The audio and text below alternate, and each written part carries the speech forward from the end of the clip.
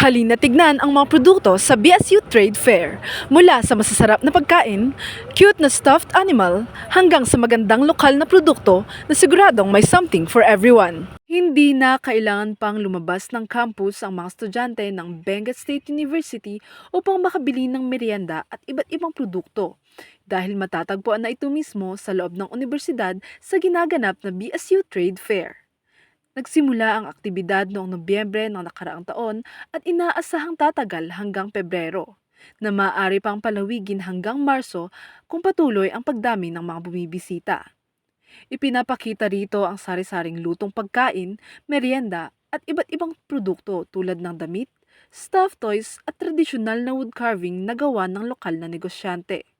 Malaki ang naitutulong nito sa mga estudyante dahil mas mabilis at mas madali ang pamimili na hindi na kailangan pang mabas ng paaralan. Student friendly po yung ibang pagkain. It's very delightful na rin kasi yun nga malapit sila dito and hindi na kami kailangan papunta-punta sa. Bukod sa kaginhawaan para sa mga estudyante, nagsisilbi rin itong oportunidad para sa mga lokal na negosyante na direktang ipinapakilala ang kanilang mga produkto sa mas maraming mamimili. Sa kabuuan, layunin ng BSU Trade Fair na pag-ugnayin ang komunidad ng universidad at sa mga lokal na negosyo habang nagbibigay ng bagong karanasan sa pamimili at pagkain sa mismong loob ng campus.